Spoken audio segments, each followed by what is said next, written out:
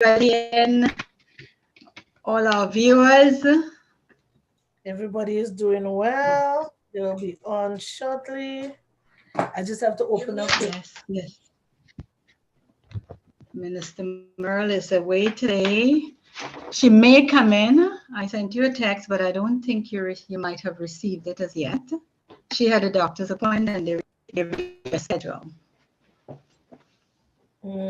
Okay, it's not open yet. Sorry, brother.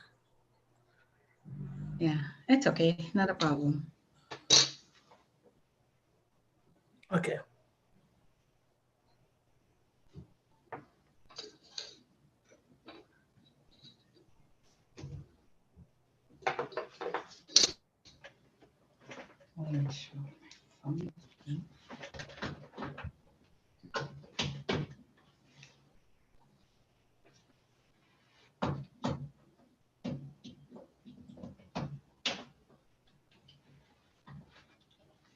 Sometimes these phones give trouble, eh? Oh, yeah. So how is everybody in radio land, television land, all the different lands that we have, so many ways of communication? Radio land is doing well. Yes. Radio And viewerland, viewer. we welcome you today. I decided to take another view of the home so that we can see my good guys behind me. Here we go, Malcolm X, all the great men, black men. Oh, wow. We give thanks. Yeah. I'm loving that picture. So today, pardon me? I'm loving that picture. Oh, it's a lovely picture. It's President Obama, Nelson Mandela, Malcolm X, and Dr. King, Martin Luther King. Wow. Great men of our times. And we have one, bless the Lord, we have a great woman coming up for us in our justice system. Yep. Can't wait to see her in action. So this morning we're talking about very ticklish, very sensitive, very important issue. And it's the issue of foster parenting. Touchy subject for me. It's a very touchy subject, but we have to touch on it. And the reason for this touchy subject this morning is because the system is asking people to come and learn about fostering. And I think our community needs to get involved in that. How to become a foster parent. Okay. The idea of fostering for our children in the system. And we're talking about the opinion, the age groups, the outlook. And how do we as a community challenge and address support for change? We need assessments for parents and children, develop relationships and a plan of care, home, school activities, etc. So this topic is open for those who are online viewing as well. You can please send in your thoughts because this is a very, very important subject. And having had experience with children in group homes as well in my lifetime, I give God thanks, and of a broad spectrum of cultures, it's something that I think our community should be very much involved with, that when our children are going to be placed, they should not be placed with strangers, but they must keep our culture. We've lost enough as it is to go on losing more, The children would not have an identity. Many of them don't have an identity. Because the confusion is, I'm in a group home, I'm in a foster home, and the people are not like myself. There's no identification, number one. So hence it starts the confusion. What is the difference between me and that person out there of a different culture? You know, when you look at them, my foster parents don't look like me. They're from a different society, a different nation. How does that, what is it, what's going on in the mind of this child or these children about themselves? How do they identify? Minister Dex? I hear. I think Minister Merle is here as well. Yes, Yeah, she's on home. Yeah. I heard a lot of children talking, and then I heard adults talking. I have somebody that is very close to me. They do fostering. They look after children, and then when the family of those children don't come and they would try to apply to even adopt the child, it's an issue. So that's the reason why I said it's a touchy subject for me. The one thing that I yet to understand is why when the children reach 18 years, they're kicked out to be by themselves. Another thing is when they take in those children, some of the homes is just because of the money. So they take in children that is 13 and above, and then they take in those that can fend for themselves. And they treat them bad. They don't really look after them the way they should. So it's and keeping it in our culture. Why does the system not go to the family members, like the grandmother or the uncles or the aunties or the cousins? Why they don't go down that line first before they bring the kids to different homes? Because it's one thing to take a child from a home. You traumatize them when, regardless of what's going on, the mother and father is yelling and screaming, and you move a child from that environment and you bring them to strangers, and then from the stranger you bring them to another stranger. So that in itself is trauma. How can we now bring them to a family lineage that would, even though they're traumatized, but there is comfort there? Because it takes a child, a week to settle in, because they're going to learn your temperaments, and they shake a lot, they're scared, and I don't know, it's just touchy for me. If a child is left somewhere else and then they go through that trauma, I think they grow up with an empty blow of saying, my mother, my father did not love me. But when you literally pull them and they're screaming for the mother, and the mother is screaming, I don't know, it touches me. So I don't know how to deal with that. Okay. Minister Merle, good morning. Hi. What's your take on this? You have been there, done that. Minister Merle was a foster mom, so she can give us a much bigger insight. You unmute. You're muted. You're muted. Yeah. Sorry. I've worked both in agency and as a foster parent. So one of the things that Minister Tex said was that the children, they come into one home and, they go to another home. Children's Aid actually have a program when the kids come in. They do look for family. Some families say yes, but I'm telling you, a lot of families do not take in other families' children. And they do have a program. They also have a program where the kids have to be in their own culture.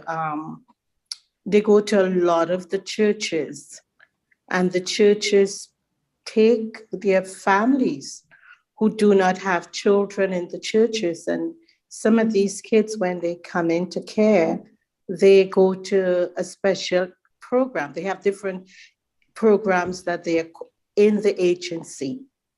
They have those where the family take care. There are those where, like if somebody want to adopt a kid, or if a kid is in say another culture, and the children are allowed to go to a Black home if they're Black.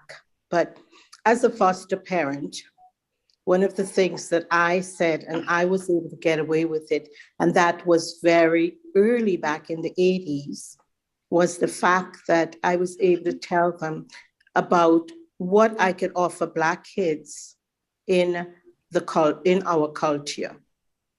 So now when you become a foster parent, you aren't able to do something like that. But back then I was able to do it. So I basically fostered Black boys. I had a few white kids, of which I actually, those kids actually would say, Auntie Merle, could you paint your face black and be my mom? Could you paint your face white and be my mom? But everybody goes through different experience. The majority of people in the community don't realize that if somebody take your kid from you, you could find a lawyer or somebody to help you. A lot of people just get angry and don't go out and get resources to help them. When I worked as a foster parent, I worked with every child knowing that that child is going back home to their parents. That was my main goal, to work on the children, whatever their behavior was, that they got back home to their parents. I had parents that actually said that they did not want their children back. They gave their children up for adoption. However, those children love their parents. And, one particular kid lived with me from the time he was 4 until he was 18. But he came from another foster home. And I heard everything bad about this young boy. He was such a little sweetie when I saw him. And it was rather funny that I could not see anything that these other foster parents spoke about this 4-year-old boy. I never saw it, right? All I saw was a boy that loved his mother, although the mother did not love him. I should correct myself on that word. I should not say the mother did not love him. The mother said she did not know how to be a mother. It wasn't about love. It was her mothering skills that she did not know how to do. And to cut a long story short, that boy is now back carrying the mother's married name. He no longer carries his last name, but he went back and formed a bond that his bond with his mother was there because I saw it and never left. And the child is back with his mother today. So I view fostering differently because I've been in it and I've supported many of the parents and showed them how to get back the kids. Most of the kids that came into my house were beaten by parents. It wasn't just family, mother and father, mother and father's fights or anything like that. 99.9% of the children that came through my door were abused by physical abuse. I had I had 3 girls live in my house as foster parent. I had girls whose mothers died. So, but I also had white kids and they ate our food, enjoyed it a lot, and actually wanted me to be their moms, So, but I hear what you're saying because I also taught different programs in Children's Aid, and we teach a lot of things. Children's Aid give a lot of programs for foster parents to learn. My thing is, I always think that some foster parents, they hear everything, is putting things into practice. The agency gives them a lot of tools to work with. It's if they work with it. Because, you know, some people, as soon as they finish, they talk about the kids. So, you know, I try to explain it's no fault of the children that they function in that capacity. It's, you know, something has happened to them. They don't hear those things. They just see behaviors, nothing else, you know, and it's very difficult for the children to be living in that situation. But again, what could we do more than pray for them? So I have a question. Yeah.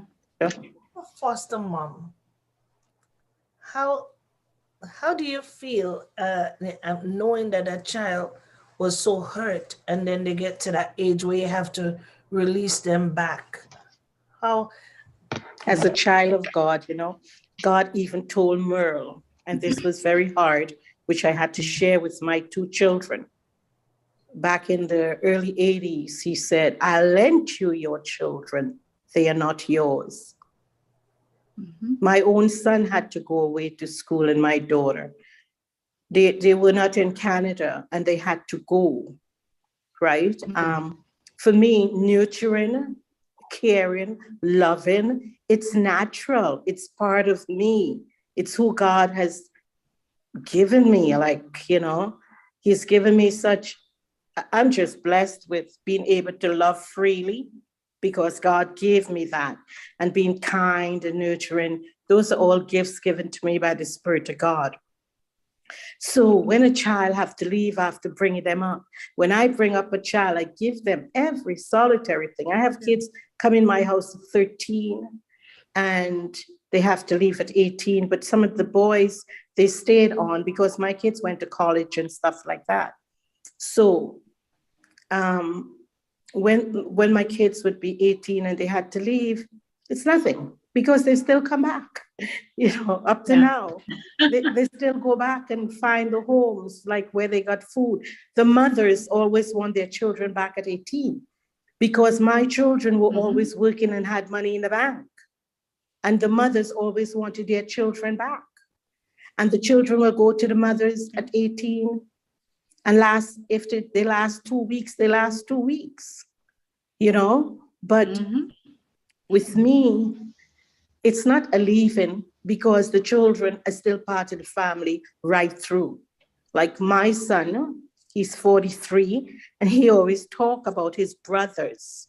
Those were his brothers, and the way he was the youngest, but they all took care of him.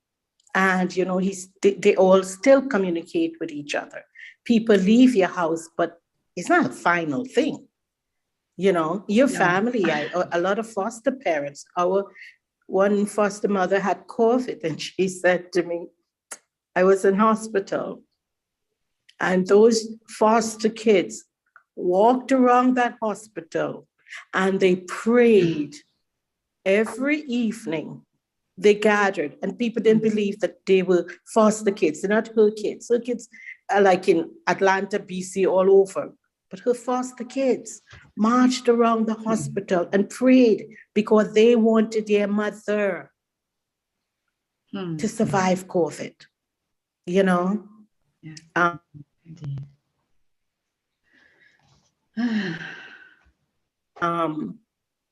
The kids just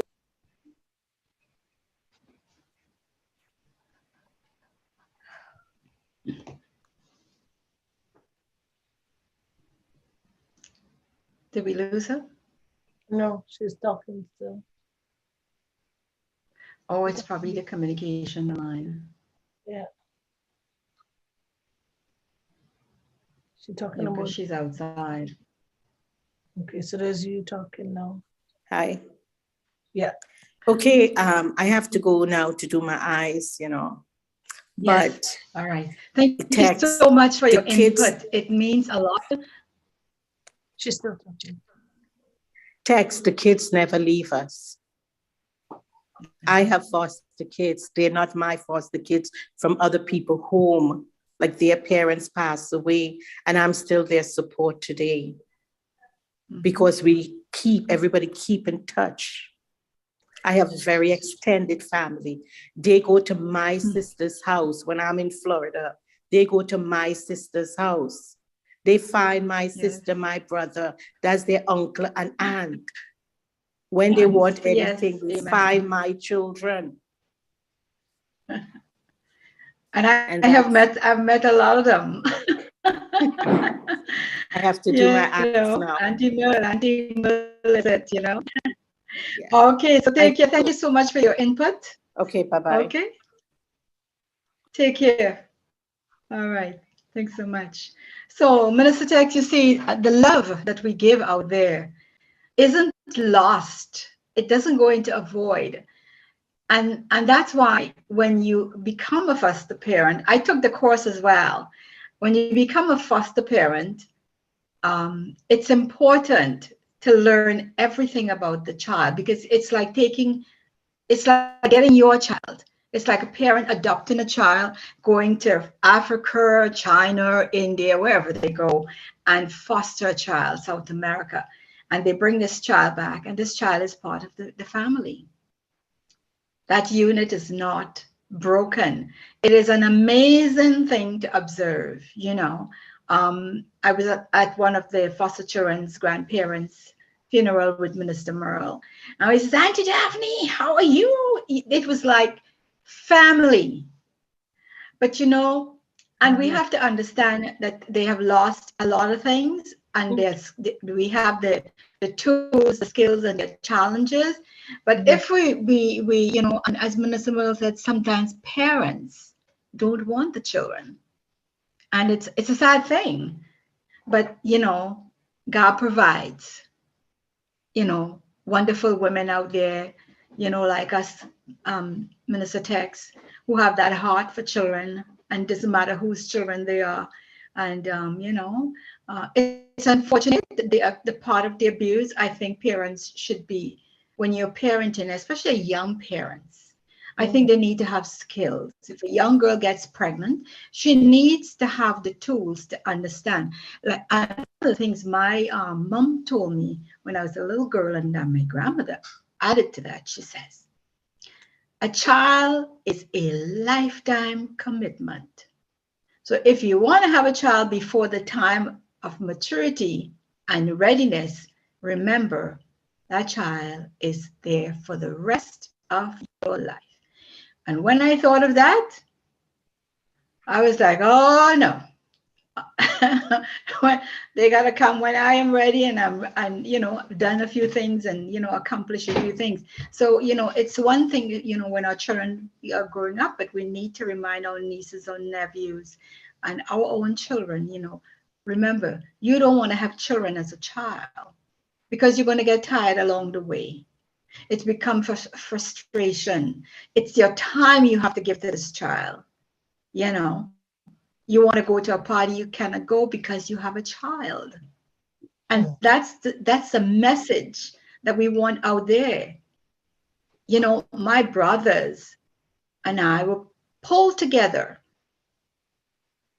and told one teacher, you don't touch a woman. You don't touch a young girl in any way. And as I got into my teen years, and before I traveled, because I traveled in my early teens, just my early beginning teens, my grandfather said to me, and my grandmother, he says, listen, let nobody touch you. Because if you're taken advantage of, you could get pregnant. Your whole life changes. Your goals are put aside. And not only that, you personally will go through trauma and experiences that you're not ready for and are able to do something about it, even with help, because you have this memory behind you and you don't want that to flow in onto the child. You know, some parents, you know, parents to come back and say, well, I wish I didn't have you. A child is a blessing. You understand? You don't want to hear that, because I've heard I've heard it said. And I was like, are you serious? Do you know what you got? Do you know the divinity of a child? Mm. Not even the mother who was pregnant knew that she was pregnant when that child was placed in her womb in secret, according to the word of God. Yeah. And every member of that child's body is written in God's book. He knows them. So you have to be so careful with children. You got to love them. I get upset with my grandchildren, and I get upset with my children when they're not going along right. But at the same time, I said, I'm not saying this to hurt you, but for you to understand there is a certain way you have to go in this life. Mhm. And my grandmother used to say, please don't shame your parents' name. And I grew up with that, and I pass it to my children. I pass it to my grandson. I said, that behavior is going to shame your grandmother's name, so please do not behave like that. And he says, Grandma, is your name like mine? I said, even if it's not, I'm your grandmother. You know, because on the father side and the mother side. So I have another grandmother. She has a different name to your name. I said, and I'm still your grandmother because I'm your mother's mother. I know that you're Nana. So, to all of you who listen, are there any questions? Just write a quick question. If there are any questions or you're just listening, we have to talk about these things. It affects our lives. We're in a foreign world, foreign country. We grew up out of our motherland and all their cultural things. And, when we are out here and then our children or any child for that matter gets into the system, we have to be concerned because we're all one human race. I think Minister Tex, what do you think? Are you coming around now slowly? no, I'm still trying like to gravitate to listening because I heard about adopting kids, and I used to think, not even speak out. If I adopt a child, I think the first thing that child is gonna do, and when they get to 18, they're gonna say, "Well, where's my mom?"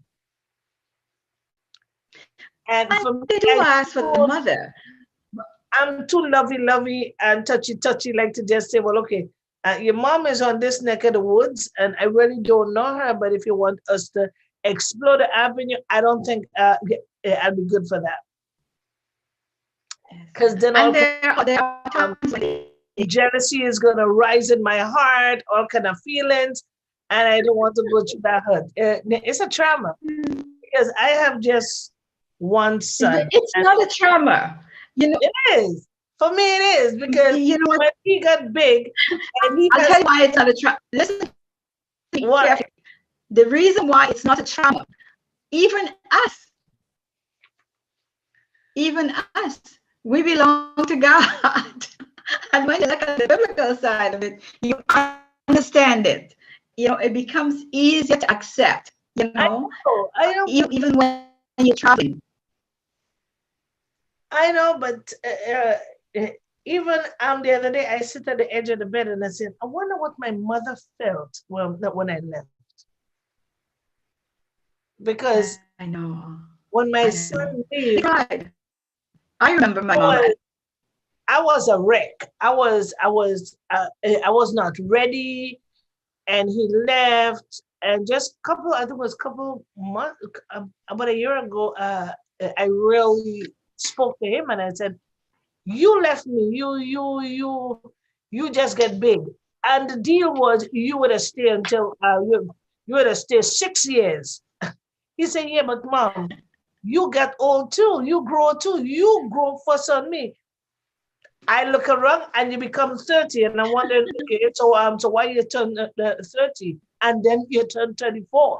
I go like, yeah, but it doesn't matter because I'm the mom and you're the son. You're supposed to stay with me. And when a child wins you, well, listen to this. My granddaughter, it's trauma. She said that's trauma. But you got to win them the same time that they win you, so you can get that level, so you don't grieve. My God, it took a toll on me. It took a toll. That God is good. No. I'm over it now, so I'm good.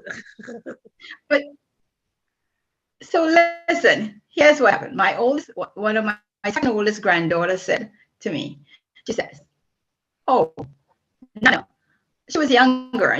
I don't want to be a grown. I don't want to be a teenager. I don't want to grow that big. I want to stay small like this. And I said, "Oh, you would want to grow up." You're not hearing me? No, I'm hearing you, but I'm hearing you going. So I gotta fix that. Probably is my internet. I gotta fix it. This is what's going on. No, it's okay. Yeah. Speak again. Yeah. So she said she didn't want to grow up. She wanted to be stay small. I said, okay, well, we'll watch you as you grow. So as she's growing up now and she's reached her teenage age, hear me now. I said, oh, by the way, you told me a long time ago you didn't want to grow up.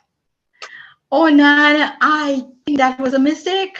I have all these friends now. I said, hey, you said you made a promise that you didn't want to grow up, but you didn't realize that he who holds us, who brought us on this earth, give us a plan already that we have to grow up in this world. So it's really sweet when you think about it. But, you have to let go. We have to let go of them and let God and just keep praying for them and keep loving them and, nurturing them. I know some of my grandkids just get mad at me, the ones that I'm with right now, when I'm stern with them. Oh, Nana. Oh, Nana. I said, listen, it's not that. It's for your own good. As you grow older, you realize what I'm saying is right, Mm. Oh, don't say anything. Don't say anything. So they show you that they want to command their lives, but at the same time they're at an age where they're not ready to command their lives. They're hearing the elder parents and the other people, family saying things, and they want to emulate them, but they don't realize there's a time for them to reach that level. So when I try to nurture them, they'd say, but mommy says this, but daddy says. I said, I know, but it's for them. They understand at that level. But at your level, this is where you're at. And if they do anything, they say, Nana's watching. As you see the mouth closed, they're trying to talk with their mouth closed. I say, Nana's watching, And I said, oh yeah, I'm watching, don't worry. My antennas are high. But we have to love them. And, it is a challenge to see your child going through a system. Remember when Julie Lutete, the candidate for Liberal, came on and she was talking about her sister. And that's one of the reasons why she wants to go into politics, to help make decisions. But the thing about it is, she came over when her sister was ill, and she took her sister back. But they wanted to take the kids back to, out of the country, and the government refused. And that is true. Let me tell you about that. When I had my son, I went to Trinidad, and I overstayed. I overstayed by a month. Do you know I got a letter from the High Commissioner telling me, you have our property. I was like, what? And then my grandfather says, because our names are written in capital letters as citizens, we are the property of the Canadian government. So when your letter comes with Mrs. Tex Manwarin, and we are, as a citizen, we are the property of the government. So anything happens to us outside of the country and inside of the country is part of the data that's collected by government. So it's really sad, but with all the tools that they're given, the children do get a good life. The trauma may still be there.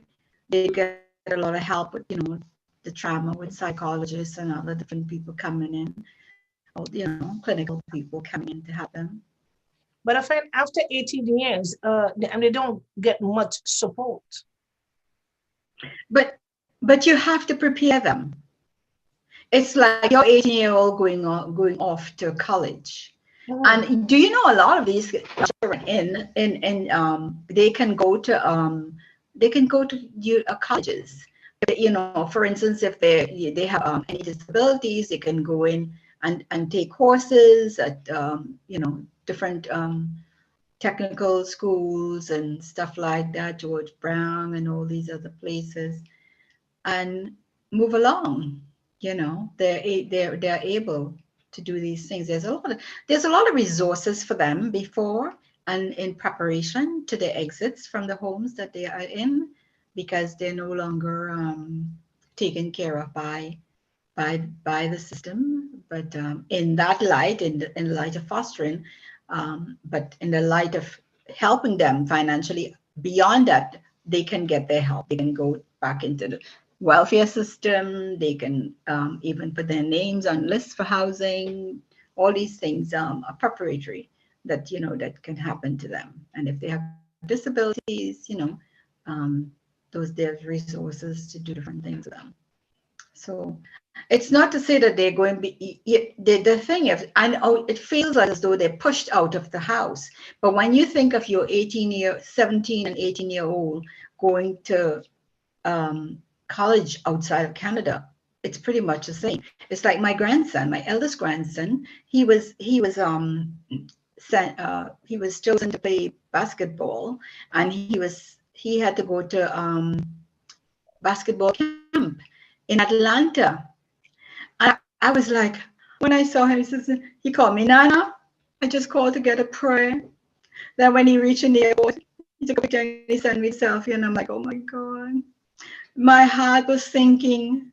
And then I said, but God, he said, yes, but I'm with him. I created him. I said, into thy hand I commit my grandson. Take him and protect him in a strange land. And with it was such a heartbreaking thing, because I'm looking at the picture. He's all excited. He's got his envelope, but to show immigration here and immigration in the US. And when I'm like, oh my gosh, he's going away. It was so. And then he came back home. I'm like, how was it? Then he would send me pictures whenever they do tournaments in different places, and they were traveling. Oh my gosh, I was praying. He would say, Nana, we're going from Atlanta, we're going to Tennessee, we're going to Texas, and he would send me all the updates, and I'm praying for them. Then he sent pictures of them on the bus, and I said, oh, look, you should see my hand. I hold my head. I say, oh, I hold my heart. I say, God, this is my grandson. He says, Anna, there's all of them on that bus is somebody's grandson too. I said, and I pray for all of them. But my heart, they grow, and I look at him now, he's driving. He's like, this big man. I would say, oh my gosh, you have grown. You have grown. It's a beautiful thing when you understand it all. And it takes that beautiful picture of this child blossoming. That flower behind you. Mm-hmm.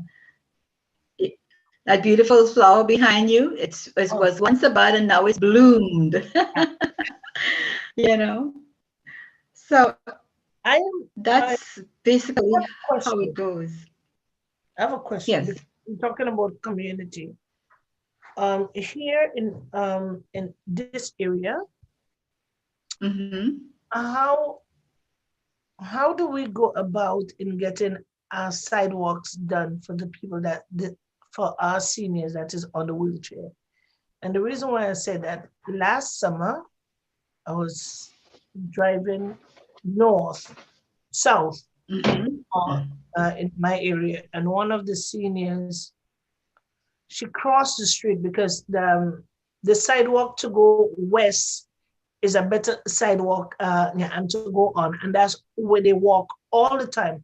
But when she coming down, I don't know what happened, and she crossed the street at the lights, and probably she revved too fast, so it didn't have the hump like to take her up, and she ended up. Well, the ramp, yes, yeah. the ramp. And she ended up and that is. So I had to stop. I didn't care about no lights or anything. I just stopped and I ran. But I'm saying, I talked to somebody I'm in Pickering there, and It's still the same way.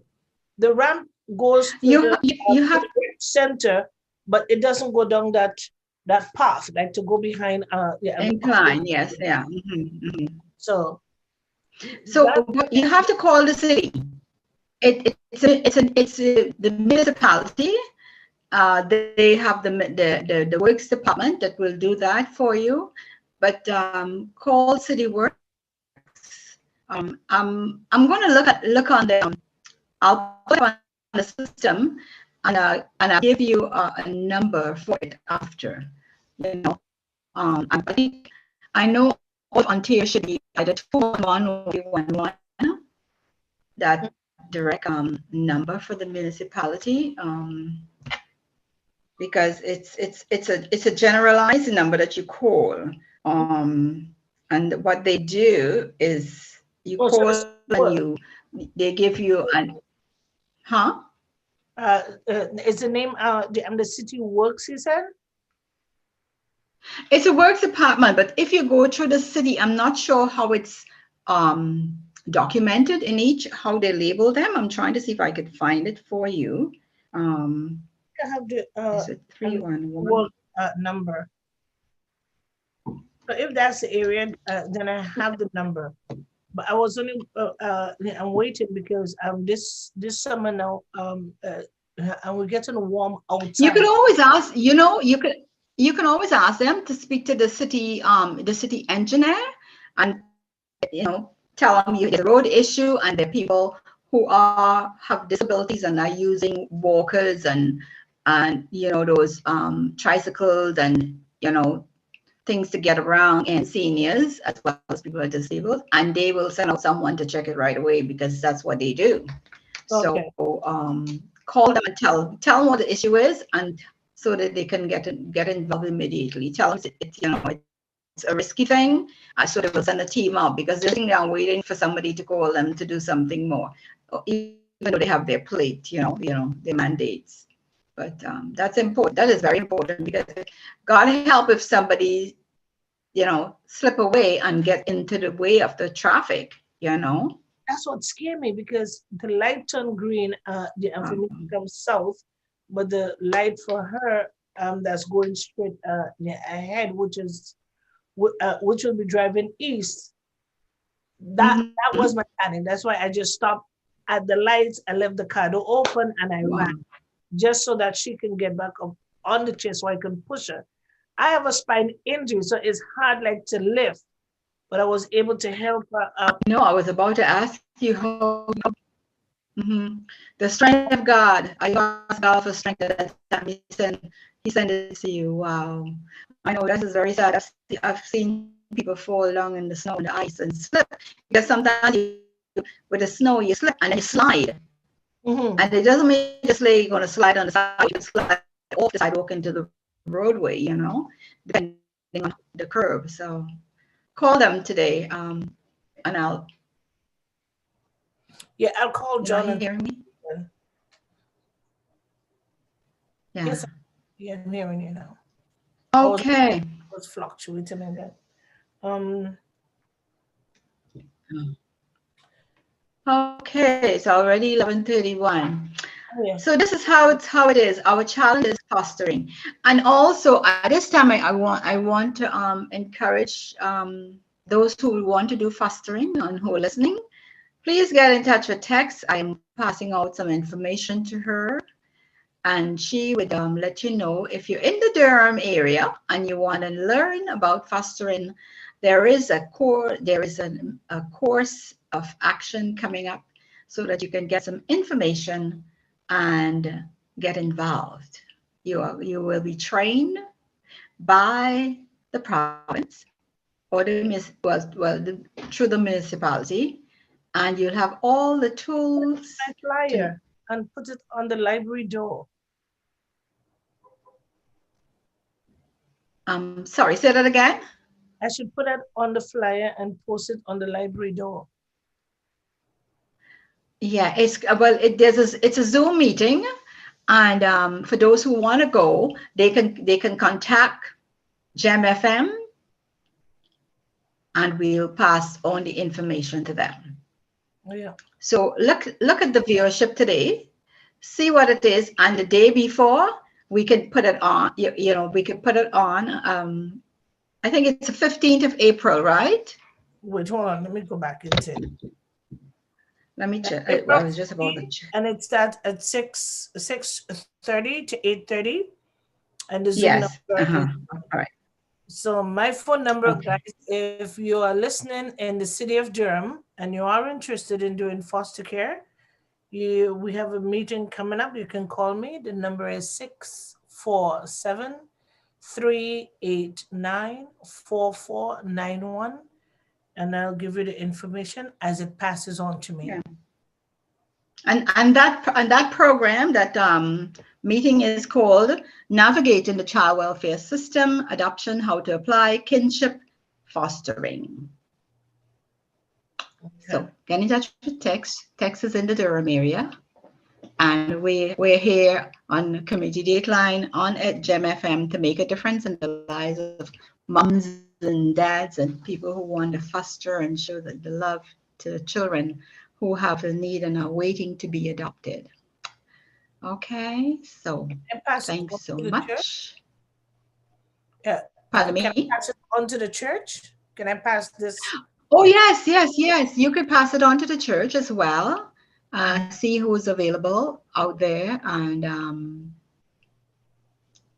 it's important. And our communities need to know about these things. So if you're in a different community, it's not about knowing each of us. It's about knowing whether or not you would like to become a foster parent. And don't be shy. Attending the information meeting is the step one as to what is required, how to apply for the adoption, what fostering is about, and what having that kinship. And that kinship is it's lasts a lifetime with the children, and then you adopt. So whether it's in fostering or it's in general adoption, this is a good information session, and I urge that you go. So, and I give thanks to my dear Sandra, who is also a nurse, for passing all the information on to me. One of these days, she's going to be coming on our community dateline to talk about the role of the PSW, etc. Wow. Okay. So thanks again, everyone. Thank you. Minister Merle? Oh, she's coming in. Yeah, she's coming. Minister Merle? Yes. Any last words? Let me see what they've done to you. You know that as foster parents, we have, after we retire, we still have tons of foster grandkids, but we don't use the word foster. Yes. We just know that it's grandkids, and they do not, they just know to look for their Christmas and birthday and every gift from us. So it's just a continuous, it's when we retire, the kids are still our grandchildren. I remember when they said, "Oh, you're a young grandmother." I was only 48 when my oldest foster son had his first child. And he doesn't say anything. He never knew the word. He never knew the word foster. Those words don't go down in the generation. They're just grandkids. So. Yeah.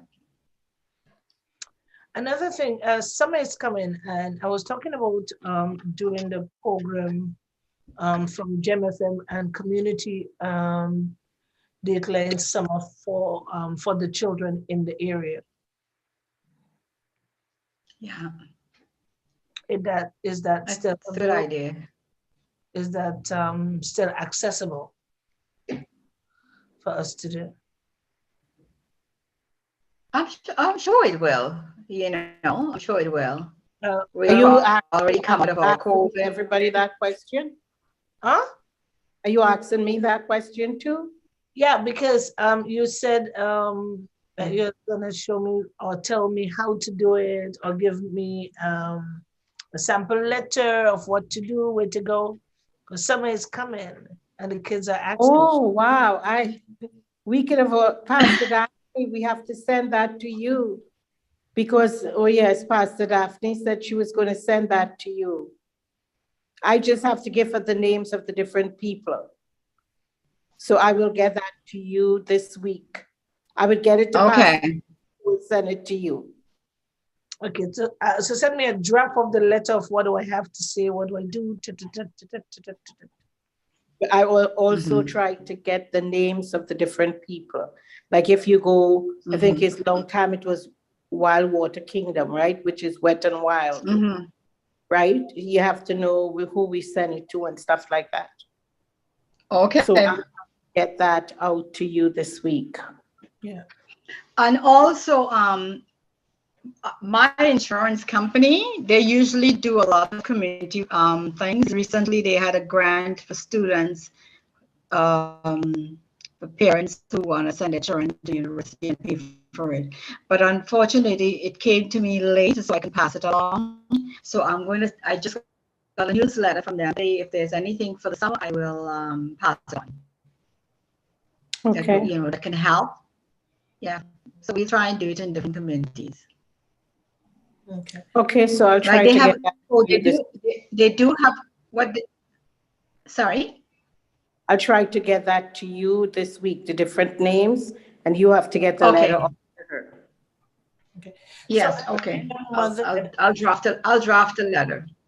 Okay. I have a young single mother that just came to me, and she has 4 kids and just gave birth to a new one. But where they live now, she's living in a community housing. But she has her mother, and the mother has all 5 of them there. And she with all the children, and they sleep in the living room. How can she get help? Well, she has to apply to community housing. There's Probably nothing. what's already there already. Yeah, but what I'm saying, when I say apply, she could ask them for a better accommodation, because for the growing family. But who owns who is the mother? It's the mother. Yeah. It's the mother. So which means for the girl to have all those kids, she probably already had housing and lost it. That is something. It's every time. My phone have 1%, but we could talk about it more, Pastor Daphne and Minister Tex. Okay. You could tell Minister Tex some of the things to do, but my phone is going to cut off. Yeah, I will. And if there's all right. I can Minister Tex, I'll get back to you. Huh? Excuse me? I'm not here. You're not hearing me. Are you hearing me? Yeah, I'm hearing you now. Okay. And if there is a contact person that I can call on her behalf, because it's not even decent in there for her to stay with her 4+1.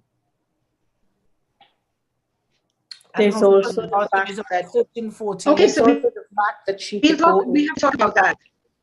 She could go into a shelter for now, and then it's more easy for her to get a house outside when she is in a shelter. When they're in the house, like with the parents, they seem to feel that they have accommodation. Yeah. All right. Because that's her best option, because they're going to put you up until they can find something for you. Okay. Okay. Are you hearing Minister Tex? All right. Yeah. Yeah, I'm hearing her now. Yes. Okay. So you heard what we said? Yes. Yes. Okay, good. All right. Okay, ladies, it's approximately 11:42 late. And we want to say goodbye for today. And if you have any questions, please, feel free to contact Gemfm and our community dateline program so that if there are questions to be answered and you need to get some more information, we will be able to research and get it to you. Okay? Amen. Goodbye. So have a great day, ladies. Thanks for coming. It was a lovely way to spend our part of the morning with you all. Enjoy the rest of the day. And to those who are viewing, thank you for coming. Bye for now. Someone from Grenada. Bye, Minister Tex. Bye. We have someone from Grenada is here, and then we have Doris in the States. So Florida and Grenada is in the house. Hallelujah. Hey, Doris. Nice to have you, girl. All right. And who is in Grenada? Hey, enjoy the sunshine. Thank you for coming in. We appreciate you. Don't forget, you can come again Wednesday and Friday at the same time. Thank you. Bye for now. Okay, then bye-bye. Love you. Bye.